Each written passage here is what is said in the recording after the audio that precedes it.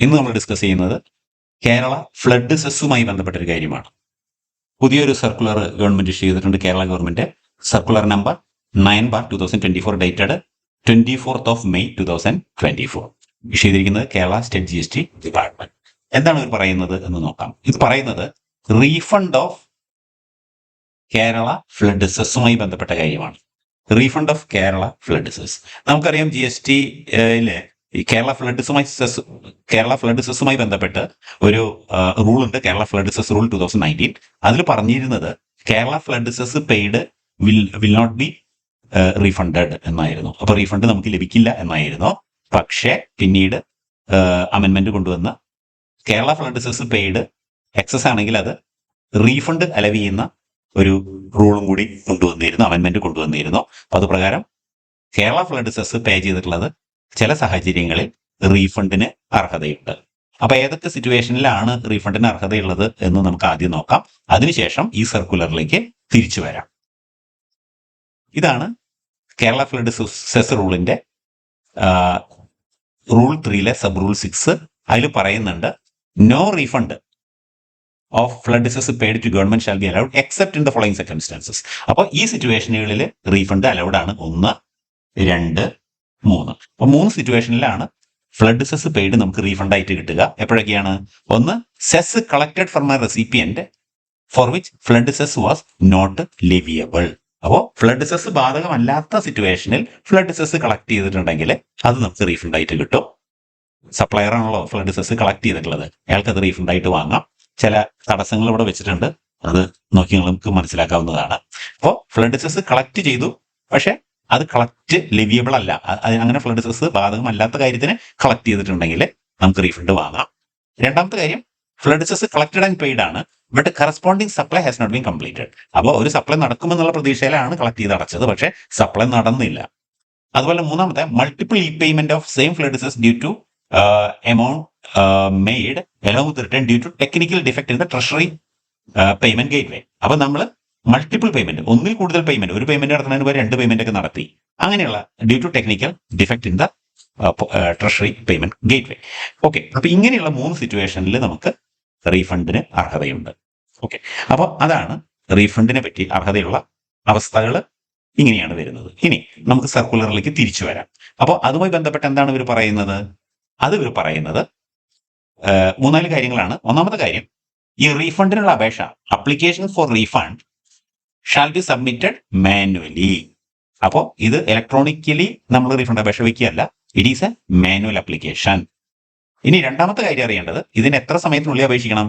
Before the expiry of 2 years, 2 കൊല്ലത്തിനുള്ളിൽ അപേക്ഷിക്കണം. എന്നു മുതലാണ്? 2 years from the last date of the financial year in which the supply was made. അപ്പോൾ financial year കഴിഞ്ഞ് 2 കൊല്ലത്തിനുള്ളിൽ, അല്ലെങ്കിൽ before the expire of 2 years from the date of notification of the Kerala flood cess amendment rule 2023 which ever is later. അപ്പോൾ refund അപേക്ഷ വെക്കേണ്ടത് manually ആണ്. Refund അപേക്ഷ വെക്കണം എത്ര സമയത്തിനുള്ളിൽ വെക്കണം? 2 years.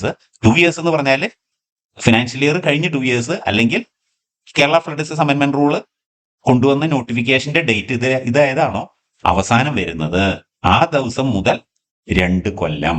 അപ്പോൾ നമുക്കറിയേണ്ടത് എന്താണ്? Kerala flood cess amendment rule എന്നാണ് വന്നത് നമുക്ക് നോക്കാം. അത് നോക്കാനായിട്ട് നമ്മൾ എന്ത് ചെയ്യണം? ഇതാണ് Kerala flood cess amendment rule കൊണ്ടുവന്നത്. ഇവിടെ കണ്ടോ, Kerala flood cess amendment rule 2023. അതിന്റെ നോട്ടിഫിക്കേഷന്റെ ഡേറ്റ് ഇവിടെ നോക്കിയാൽ കാണാം, 28 November 2023. അപ്പൊ ഈ ഡേറ്റ് മുതൽ 2 years. അപ്പോൾ 28 November 2025 വരെ നമുക്ക് റീഫണ്ട് അപേക്ഷ വെക്കാനുള്ള സമയമുണ്ട്. ഓക്കെ, അപ്പോൾ November 2025 വരെ സമയമുണ്ട്. ഓക്കെ, ഇനി അതിൽ 2-3 കാര്യങ്ങളും കൂടി ഉണ്ട്. ഒന്ന്, ടാക്സ് പെയർ ഷാൽ ഇത് മാനുവലി അപേക്ഷിക്കണം എന്ന് പറയുന്നു. ആർക്കാണ് അപേക്ഷ കൊടുക്കേണ്ടത്? Before the proper officer in the jurisdictional tax pair services division. കാരണം സ്റ്റേറ്റ് GST-യിലെ ടാക്സ് പെയർ സർവീസ് ഉണ്ട്, പിന്നെ നമുക്കറിയാം എൻഫോഴ്സ്മെന്റ് ഉണ്ട്, ഇന്റലിജൻസ്, അതുപോലെ തന്നെ ഓഡിറ്റ് ഡിവിഷനൊക്കെ ഉണ്ട്. പക്ഷെ നമ്മൾ എവിടെ കൊണ്ട് അപേക്ഷ കൊടുക്കേണ്ടത്? Manually tax pair services division, അവിടെയാണ് കൊടുക്കേണ്ടത്. പിന്നെ അതിന്റെ പ്രൊസീജിയേഴ്സ് ഒക്കെ അവിടെ ഇങ്ങനെ എഴുതിയേക്കാണ്, നിങ്ങൾക്ക് ആവശ്യമുണ്ടെങ്കിൽ നോക്കി മനസ്സിലാക്കാവുന്നതാണ്. ഒരു കാര്യം കൂടി നമ്മൾ ശ്രദ്ധിക്കാനുണ്ട്, പലപ്പോഴും റീഫണ്ട് അപേക്ഷ സാങ്ഷൻ ചെയ്യുന്നത് സെൻട്രൽ ടാക്സ് ഓഫീസർമാരാവും. കാരണം എപ്പോഴും സ്റ്റേറ്റ് ടാക്സ് ഓഫീസർമാരാവില്ലല്ലോ. കാരണം ഒരു ടാക്സ് പെയർ സെൻട്രൽ ടാക്സിന്റെ ജൂറിസ്ഡിക്ഷനിലാണ് പെടുന്നതെങ്കിൽ റീഫണ്ട് അപേക്ഷ സാങ്ഷൻ ചെയ്യുന്നത് സെൻട്രൽ ടാക്സ് ഓഫീസർ ആയിരിക്കും. അങ്ങനെയാണെങ്കിൽ in case the refund sanction by the central tax authorities, the refund sanction order shall be forwarded to the joint commissioner of state tax service vertical of the district concern for disbursal of refund. Refund sanction ചെയ്യാൻ വേണ്ടി central tax ഓഫീസർമാര് district joint commissioner of state taxpayer services വെർട്ടിക്കലിലേക്കാണ് application അല്ല, refund sanction ചെയ്ത refund sanction order forward ചെയ്യേണ്ടത്. Refund sanction order forward ചെയ്യേണ്ടത് എവിടേക്കാണ്?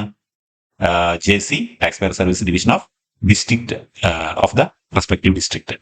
Okay, അപ്പോൾ അത് നിങ്ങൾക്ക് മനസ്സിലായി. അപ്പോൾ സെൻട്രൽ GST ഓർഡർ ഇഷ്യൂ ചെയ്താൽ, റീഫണ്ട് സാങ്ഷൻ ഓർഡർ ഇഷ്യൂ ചെയ്താൽ അവരത് ഫോർവേഡ് ചെയ്യേണ്ടത് സ്റ്റേറ്റിലേക്കാണ്. സ്റ്റേറ്റുകാരാണ് അത് ഡിസ്ബേഴ്സ് ചെയ്യേണ്ടത്, പേയ്മെന്റ് കൊടുക്കേണ്ടത് സ്റ്റേറ്റുകാർ തന്നെയാണ്. അപ്പോൾ സ്റ്റേറ്റ് ഓഫീസർമാർ പാസ്സാക്കുന്ന ഓർഡർ സ്റ്റേറ്റിന് ഇഷ്യൂ ചെയ്യും. സെൻട്രൽ ഓഫീസേഴ്സ് ഇടുന്ന റീഫണ്ട് സാങ്ഷൻ ഓർഡറുകൾ സ്റ്റേറ്റുകാർക്ക് ഫോർവേഡ് ചെയ്ത് കൊടുത്ത് സ്റ്റേറ്റുകാരാണ് അത് പേയ്മെന്റ് ടാക്സ് പെയർക്ക് റിലീസ് ചെയ്യുന്നത്. ഇതതിന്റെ മറ്റ് കാര്യങ്ങളൊക്കെയാണ്. അതുപോലെ തന്നെ ഒരു രജിസ്റ്റർ അവരോട് കീപ്പ് ചെയ്യാൻ പറയുന്നത്. കേരള ഫ്ലഡ് ഡിസസ് റീഫണ്ട് രജിസ്റ്റർ അത് ഡിപ്പാർട്ട്മെന്റ് മെയിൻറ്റെയിൻ ചെയ്യുന്നതാണ്. ടാക്സ് പെയർ അതിനെപ്പറ്റി ചിന്തിക്കേണ്ട ആവശ്യം വരുന്നില്ല. അപ്പം നിങ്ങൾക്ക് ഇതിനെപ്പറ്റി ചെറിയൊരു ആശയം കിട്ടി. ഇതിൽ പറഞ്ഞത്രേ ഉള്ളൂ. ഒന്ന്, കേരള ഫ്ലഡ് ഡിസസ് കൂടുതലായിട്ട് പേ ചെയ്ത ആൾക്കാർ, തെറ്റി അടച്ചിട്ടുള്ള ആൾക്കാർക്കൊക്കെ റീഫണ്ട് കിട്ടും എന്ന് നമ്മൾ കണ്ടു. അത് മാനുവലി ആണ് റീഫണ്ട് അപേക്ഷ വെക്കേണ്ടത്. 2 ഇയേഴ്സിനുള്ളിൽ വെക്കണം. നമുക്ക് മാക്സിമം ടൈം ഉള്ളത് നവംബർ 2025 വരെ സമയമുണ്ട്. അപ്പോൾ അതുമായി ബന്ധപ്പെട്ട കാര്യങ്ങളാണ് നമ്മൾ ഇന്നത്തെ വീഡിയോയിൽ ഡിസ്കസ് ചെയ്തത്. മറ്റൊരു എപ്പിസോഡുമായി വീണ്ടും കാണാം. നന്ദി.